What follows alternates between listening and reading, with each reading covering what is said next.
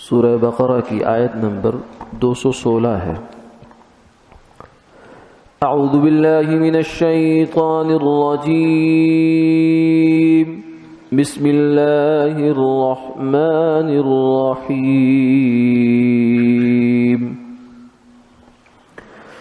كتب عليكم القتال وهو كره لكم وعسى أن تكرهوا شيئا وهو خير لكم وعسى أن تحبوا شيئا وهو شر لكم والله يعلم وأنتم لا تعلمون۔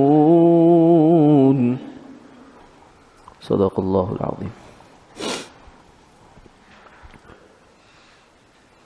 اور جہاد کرنا تم پر فرض کیا گیا اور وہ تمہیں طبعاً گراں معلوم ہوتا ہے، اور یہ بات ممکن ہے کہ تم کسی چیز کو گراں سمجھو اور وہ تمہارے حق میں خیر ہو، اور یہ بھی ممکن ہے تم کسی امر کو اچھا سمجھو اور وہ تمہارے حق میں خرابی ہو، اور اللہ جانتے ہیں تم نہیں جانتے۔ اس آیت میں قتال کی اور جہاد کی فرضیت کا تذکرہ ہے۔ اس سے آگے کی آیات میں بھی یہی تذکرہ ہے، اور اس کے بارے میں شریعت کا جو نقطہ نظر ہے جہاد کے بارے میں، کافروں کے ساتھ ہو یا باغیوں کے ساتھ ہو، مختلف افراد کے ساتھ جو قتال کی نوعیت ہے، اس سے متعلق احکامات کی ایک لمبی فہرست ہے، اور شریعت میں ہر سوال کا ایک جواب ہے۔ اس کی نسبت انشاءاللہ ہم اگلے درس میں کچھ گزارشات کریں گے۔ آج کی آیات میں جو اس کا ایک پہلو ہے اس کا تذکرہ یہاں فرمایا گیا، فرمایا کہ قتال کرنا، راہ خدا میں لڑنا، جان قربان کرنا، یہ تمہارے ذمہ فرض کر دیا گیا۔ وَهُوَ كُرْهٌ لَكُمْ، لیکن یہ تمہیں طبعی بات ہے، فطری بات ہے کہ اچھا نہیں لگے گا۔ کسی چیز کے بارے میں گوارا ہونا یا ناگوار ہونا، اس کے دو درجے ہوتے ہیں، دو صورتیں ہوتی ہیں، ایک ہے طبعاً اور ایک ہے عقلاً۔ طبعاً سے مراد ہے طبیعت اور دل، جسے کہتے ہیں کہ میرا چیز فلاں چیز کھانے کو دل چاہ رہا، طبیعت چاہ رہی ہے، طبیعت نہیں چاہ رہی، طبیعت ٹھیک نہیں ہے، تو یہ طبعاً کا مطلب ہے۔ اور عقلاً کا مطلب ہے کہ آدمی جب کسی چیز پر غور کرتا ہے تو کسی چیز کے بارے میں ایک فیصلہ کرتا ہے کہ یہ ٹھیک ہے یا غلط ہے۔ تو بعض دفعہ ایسا ہوتا ہے کہ ایک چیز ہمیں عقلاً بھی اچھی لگتی ہے، ہم جب سوچتے ہیں، غور و فکر کرتے ہیں تو ہم اس نتیجے پر پہنچتے ہیں کہ یہ چیز اچھی ہے، ہمیں اس کو کرنا چاہیے، اپنا لینا چاہیے، اور دل سے بھی اچھی لگتی ہے، طبیعت بھی اس کی طرف میلان رکھتی ہے۔ اور بعض دفعہ ایسا ہوتا ہے کہ ایک چیز دل کو اچھی لگتی ہے لیکن عقل کہتی ہے نہیں، اور ایک چیز عقل کو اچھی لگتی ہے لیکن طبیعت اور دل کہتا ہے نہیں۔ تو یہ اس طرح کی کیفیات انسان کے ساتھ اپنی حسی چیزوں کے بارے میں بھی پیش آیا کرتی ہیں۔ مثلا ایک آدمی صحت مند ہے اور اسے ڈاکٹر نے کہا کہ تم، یا معالج نے کہا کہ تم شہد کھاؤ، میٹھا اس کو مرغوب بھی ہے اور شہد اس کے لیے مفید بھی ہے اور اس کی طبیعت بھی چاہتی ہے، تو اب دل اور دماغ دونوں کا یہی فیصلہ ہوگا کہ کھا لو، اچھی بات ہے، تو یہ دونوں کے لیے مرغوب ہو گئی۔ اور ایک آدمی ایسا ہے کہ شوگر کا مریض ہے، اس کو میٹھا نقصان دہ ہے، معالج نے منع کر رکھا ہے کہ نہیں کھانا نہیں ہے میٹھا، لیکن دل چاہتا ہے، طبیعت چاہتی ہے، دل چاہتا ہے۔ اب کھانے سے پہلے وہ سوچتا ہے کہ نقصان ہوگا، کھا لوں، کبھی کہتا نہ کھاؤں، کبھی کہتا کھا لوں، تو یہ کشمکش اور گم و گو میں پڑا ہوا ہے۔ تو یہ درجہ ہے کہ طبیعت کو ایک چیز اچھی لگ رہی ہے لیکن عقل، دماغ دل تو ایک چیز کو کا قائل ہے اور اس کی طرف مائل ہے. کر لیں اس کو.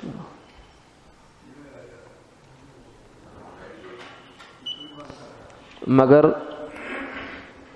عقل جو ہے وہ یہ فیصلہ کرتی ہے کہ نہیں. اور کبھی ایسا ہوتا ہے کہ دل نہیں چاہتا مگر دماغ کہتا ہے کہ یہ کام کرنا ہوگا, کرو گے تو فائدہ ہے اس میں. بیمار ہے, کڑوی دوائی معالج نے کہہ دیا, علاج کرنے والے نے کہہ دیا کہ کڑوی دوائی پینی پڑے گی, بیماری سے جان چھوٹ جائے گی, یا انجیکشن لگانا پڑے گا, یا کاٹ پیٹ کرنی پڑے گی, جسم کو چیر پھاڑ کرنی پڑے گی, اور یہ سب کچھ ہوگا. دل تو نہیں چاہتا انسان اپنا جسم جو ہے وہ ایسے کروائے یا کڑوی دوائی پیے, لیکن دماغ کہتا ہے کہ کر لو. تو یہ مختلف ہماری جو دنیا کی زندگی ہے, اس میں حسی چیزوں کے بارے میں ہم ان تجربات سے گزرتے ہیں. تو اسی طرح سے کچھ شرعی احکامات جو ہیں وہ بھی انہی خانوں میں تقسیم ہوتے ہیں. کچھ احکامات ایسے ہیں شریعت کے کہ جو ہمیں دل سے بھی اچھے لگتے ہیں, دماغ سے بھی اچھے لگتے ہیں. دماغ سے تو شریعت کا ہر حکم اچھا ہے, یعنی ایسا نہیں ہے کہ مسلمان بشرطے کہ وہ مسلمان ہو وہ شریعت کے کسی حکم کو دماغ سے اچھا نہ سمجھے, اپنے عقل سے اچھا نہ سمجھے. ہاں یہ ممکن ہے کہ سستی کی وجہ سے, کوتاہی کی وجہ سے, ماحول کی وجہ سے, نفس اور شیطان کے غلبے کی وجہ سے عمل نہ کر پانا, یہ ایک الگ بات ہے. مگر ہر مسلمان بشرطے کہ وہ کام مسلمان ہو وہ شریعت کے ہر عمل کو دل و جان سے قبول ضرور کرتا ہے. یہی اس کے ایمان اور اسلام کی بنیاد ہے, اور یہی چیز ہے جو ایک کافر کو مسلمان سے جدا کیا کرتی ہے. یہی وہ بنیاد ہے کہ جو کافر کو ہمیشہ ہمیشہ جہنم میں لے جائے گی, مگر ایک مسلمان جنت میں جائے گا, گو اپنی سزا بھگتنے کے بعد جائے, کیونکہ اس کا اللہ کے ہر حکم کو اس نے مانا ہے, تسلیم کیا ہے. نماز 5 وقت اللہ نے کہا پڑھو, کہتا پڑھنی چاہیے, لیکن سستی ہے, غفلت ہے, کوتاہی ہے, نہیں پڑھ سکتا, نہیں پڑھ پا رہا, دعا کیجئے گا. تو یہ جو ایک کیفیت ہے یہ بھی ماننا تو ہے, دل سے مانا ہے مگر عمل میں نہیں آیا. تو بعض احکامات ایسے ہیں دل سے تو انسان ہر چیز کو, ہر مسلمان ہر حکم کو مانتا ہے, لیکن پھر شریعت کے کچھ احکامات ایسے ہیں کہ طبیعت چاہتی ہے کیسا ہونا چاہیے. جیسے مثلا عید کے دن روزہ نہ رکھو, سنت ہے میٹھا کھاؤ. نماز کی طرف جانے سے پہلے شریعت کا حکم بھی آ گیا اور طبیعت کا تقاضا بھی ہے, تو دل چاہتا ہے اس کام کے کرنے کو. اور افطاری کا وقت ہے, شریعت کہتی ہے کھاؤ. سحری کا وقت ہے, خوب کھاؤ. طبیعت بھی چاہ رہی ہے, شریعت بھی چاہ رہی ہے, تو دونوں چیزیں جمع بھی ہو جاتی ہیں. اور کئی دفعہ ایسا ہوگا کہ شریعت تو چاہ رہی ہے لیکن طبیعت نہیں چاہ رہی. جیسے حکمت چاہ رہی ہے, طب چاہ رہی ہے, اور معالج چاہ رہا ہے کہ مریض یہ دوائی استعمال کرے, لیکن دل نہیں چاہتا. تو ایسے موقع پر پھر آدمی کو طبیعت کو شریعت کے تابع کرنا ہوتا, ہمت کرنی پڑتی ہے. مجاہدہ اسی کو کہتے ہیں مجاہدہ, یعنی ہمت کر کے, طاقت اپنی صرف کر کے اپنے آپ کو شریعت کے حکم پر کھڑا کر دینا. مثلا سردی کا موسم ہے اور بارش برس رہی ہے, ٹھنڈ ہے باہر, لیکن فجر کی اذان ہو جاتی ہے, مسجد کے لیے چلنا ہے. تو اس موقع پر طبیعت تو یہی کہے کہ لیٹے رہو, اور شیطان اوپر سے تھپکی بھی مارے گا. حدیث پاک میں آتا ہے کہ شیطان رات کو جب آدمی سوتا ہے تو اس کے اوپر سستی کی 3 گریں لگاتا ہے.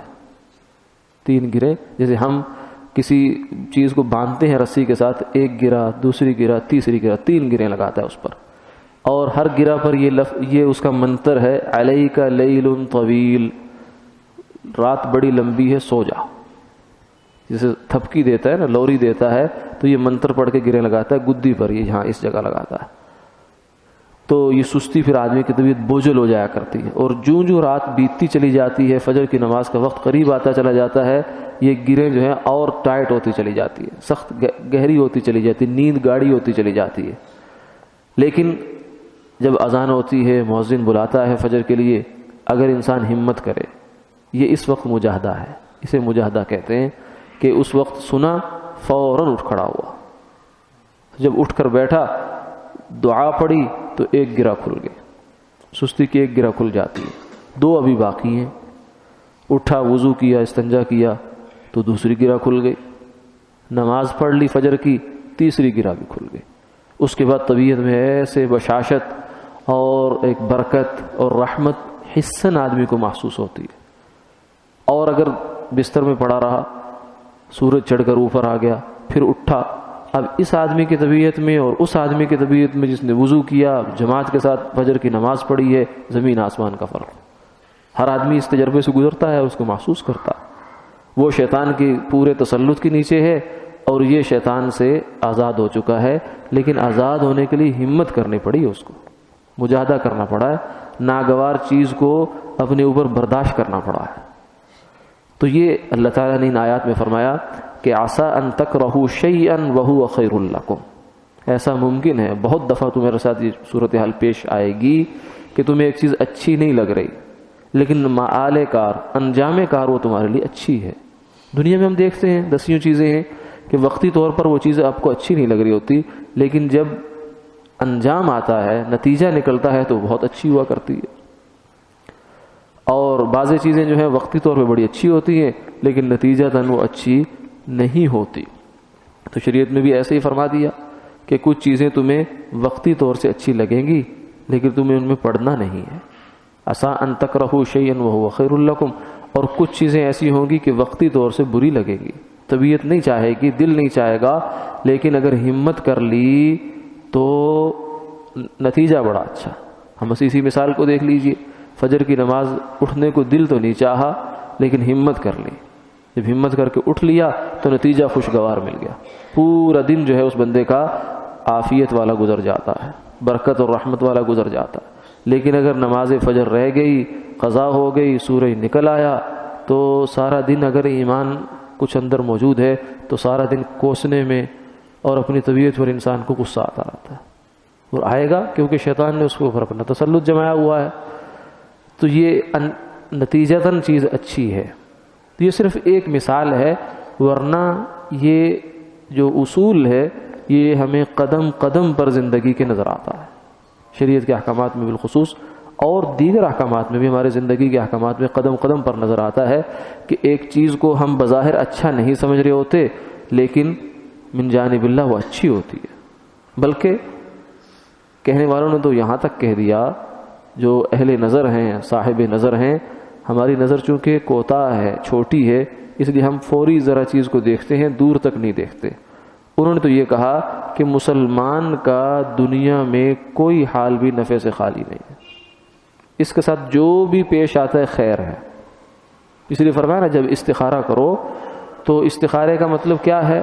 اللہ سے خیر طلب کرنا، اے اللہ جی خیر دے دیجئے، یہ جو میں کام کرنے جا رہا ہوں، رشتہ کرنے جا رہا ہوں، دکان کرنے جا رہا ہوں، سفر کرنے جا رہا ہوں، ملازمت کرنے جا رہا ہوں، کچھ بھی کرنے جا رہا ہوں، اے اللہ اس میں خیر ڈال دیجئے، یہ مانگتے ہیں ہم اللہ سے استخارے میں، اے اللہ خیر ڈال دیجئے۔ تو پھر اس کے بعد فرمایا کہ جو دل میں اللہ ڈالے، مشورے میں آ جائے، دل میں آ جائے، تو اس کے اوپر کر گزرو، اور اس یقین سے کرو کہ جب اللہ سے میں نے خیر مانگ لی ہے تو اب جو بھی ہوگا انشاءاللہ خیر ہی ہوگی۔ اب یہ عین ممکن ہے کہ کام کریں ہم، مگر اس میں ظاہراً خیر نظر نہ آئے، ظاہر میں ذرا پریشانی کی صورتحال بن جائے، ظاہر میں وہ شر ہو، لیکن فرمایا کہ جب تو آپ نے اللہ سے خیر مانگ لی ہے تو اب ظاہر میں ہمیں چاہے وہ شر نظر آتا ہے لیکن انجام کار انشاءاللہ خیر ہے، کیونکہ ہم نہیں جانتے کہ وقتی طور سے جو ہمارے ساتھ شر کی صورت پیش آ رہی ہے یہ کتنی بڑی خیر کا پیش خیمہ ہو سکتی ہے، ہم نہیں جانتے۔ جیسے قصہ بہت مشہور ہے، معروف ہے کہ ایک بادشاہ تھا، اس کا وزیر تھا، وزیر جو ہے اس کی عادت تھی وہ کہتا تھا الخیر فیما وقع، جو بھی ہوا اچھا ہوا، اس میں کوئی اچھائی کا پہلو اللہ نے ملحوظ رکھا ہے ہمارے ساتھ جو کیا ہے۔ باہر جنگل میں گئے تو اس سے پہلے جو ہے وہ بادشاہ وہاں کچھ کام شام کرنے لگا تو اس کے ہاتھ پر کوئی چیز کاٹ گئی، چھری وغیرہ لگ گئی جس سے زخم ہو گیا اس کو۔ تو اس نے بادشاہ نے کہا کہ یہ کیا ہو گیا، افسوس کرنے لگا۔ اس نے کہا الخیر فیما وقع، کوئی بات نہیں، انشاءاللہ یہ تکلیف تھوڑی بہت تو آپ کو آئی ہے لیکن اس میں کوئی خیر ہوگی، تو اس نے کیا کیا، اس کو غصہ آیا، اس نے اس کو جو ہے پکڑ کر بند کروا دیا کہ تو اچھا وزیر ہے۔ وزیر تو ایسے ہوتے ہیں کہ جو بادشاہ کی ہاں میں ہاں ملاتے ہیں۔ کہتے ہیں کوئی بادشاہ جا رہا تھا تو اس کے ساتھ ایک شاعر تھا، تو اس نے راستے میں ایک سبزی کے پاس سے گزرے، بینگن کا کھیت تھا، تو بادشاہ نے اسے کہا کہ کیا خوبصورت سبزی ہے، تو اس شاعر نے پورا قصیدہ بینگن کی تعریف میں بنا دیا۔ سفر سے واپس آ رہے تھے، جب وہاں سے دوبارہ گزرے تو اس نے کہا کیا بےہودہ سبزی ہے، بادشاہ نے کہہ دیا، تو اس نے اس کی مذمت میں پورا قصیدہ لکھ دیا۔ تو بادشاہ نے اس سے کہا کہ بھائی یہ کیا ہوا، جاتے ہوئے تو بینگن کی تعریف کر رہے تھے اور آتے ہوئے تم اس کی جو ہے مذمت کرنی شروع کر دی۔ تو اس نے کہا کہ حضور بینگن مجھے تنخواہ نہیں دیتا، تنخواہ آپ دیتے ہیں، مجھے تو آپ کی خوشی دیکھنی ہے، مجھے تو آپ کا موڈ دیکھنا ہے کس وقت کدھر جا رہا ہے۔ اگر آپ کو بینگن اچھا لگ رہا ہے تو میں اس کو اچھا کہہ دوں گا، اگر برا لگ رہا ہے تو برا کہہ دوں گا۔ تو عام طور سے تو یہ جو بادشاہوں کے اور وزراء کے اور بڑوں کے جو حاشیہ بردار ہوتے ہیں ان کا مزاج یہی ہوتا ہے اور یہی خراب کرتے ہیں ان کو۔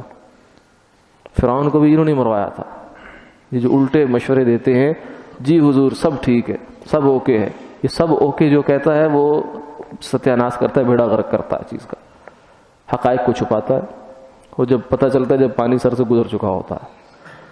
تو خیر وہ اس نے کہہ دیا کہ جناب یہ تو اس میں خیر ہی ہوگی انشاءاللہ، تو اس کو قید کر دیا۔ اس کے بعد خود شکار پہ چلا گیا، وہاں جا کر وہ کہیں لیٹ گیا اور اتنے میں جنگل سے ایک شیر آیا، اس نے آ کر اس کو سونگ سانگ لیا، تو لیکن اس کو کھایا نہیں۔ مشہور یہ ہے واللہ عالم کہ شیر جو ہے وہ زخمی چیز کو نہیں کھاتا۔